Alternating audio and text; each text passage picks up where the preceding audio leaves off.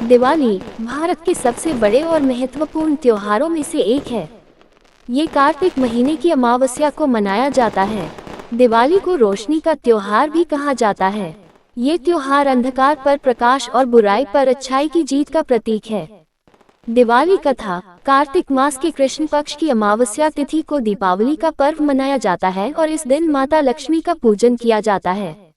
लक्ष्मी पूजन करने के बाद दिवाली की कथा अवश्य सुननी चाहिए। दिवाली पर लक्ष्मी जी की कथा। किसी नगर में एक साहूकार रहता था।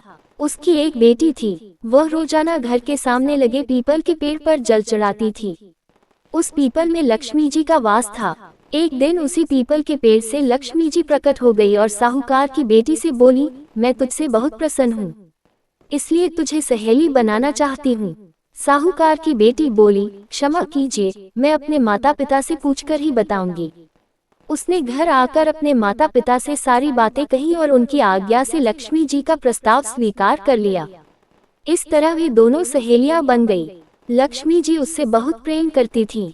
एक दिन लक्ष्मी जी ने उसे भोजन के लिए बुलावा दिया। जब साहूकार की बेटी भोजन करने के लिए पहुंची तो लक्ष्मी जी ने उसे सोने चांदी के बर्तनों में खाना खिलाया, सोने की चौकी पर बिठाया और उसे बहुत कीमती रेशमी कपड़े ओढ़ने पहनने के लिए दिए। इसके बाद लक्ष्मी जी ने कहा कि कुछ दिन बाद मैं तुम्हारे यहाँ आऊंगी। साहूकार की बेटी ने हाँ कर दी और घर चली आई।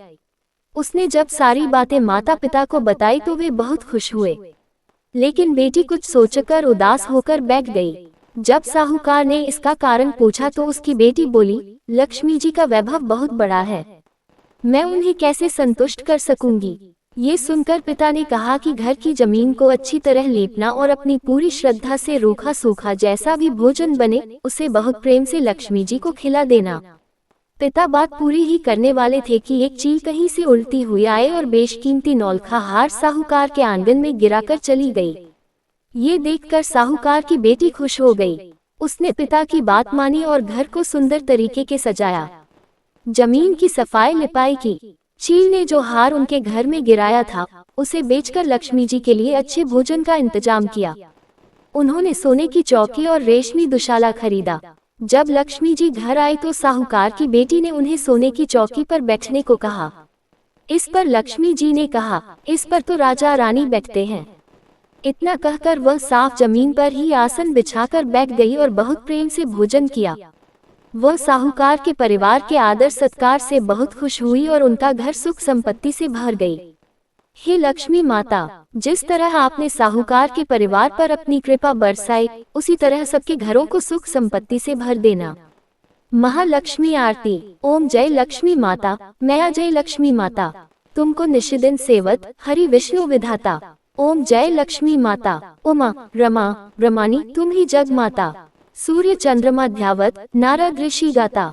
ओम जय लक्ष्मी माता, दुर्गा रूप निरंजनी, सुख संपत्ति दाता, जो कोई तुमको ध्यावत, रिद्धि सिद्धि धन पाता। ओम जय लक्ष्मी माता, तुम पाताल निवासिनी, तुम ही शुभदाता, कर्म प्रभाव प्रकाशनी, भवनिधि की त्राता। ओम जय लक्ष्मी माता, जिस घर में तुम रहती सब सद्गुण आता, सब संभव हो जाता, मन नहीं घबराता। ओम जय लक्ष्मी माता, तुम बिन यज्ञ न होते, वस्त्र न कोई पाता, खान पान का वैभव सब तुमसे आता। ओम जय लक्ष्मी माता, शुभ गुण मंदिर सुंदर, क्षीरोदधि जाता, रत्न चतुर्दश तुम बिन कोई नहीं पाता। ओम जय लक्ष्मी माता, महालक्ष्मी जी की आरती जो कोई जन गाता, और आनंद समाता, पाप उतर जाता। ओम जय लक्ष्मी माता, सब बोलो लक्ष्मी माता की जय, लक्ष्मी नारायण की जय। आरती पूरी होने के बाद तुलसी में आरती जरूर दिखाना चाहिए। इसके बाद घर के लोगों को आरती लेनी चाहिए।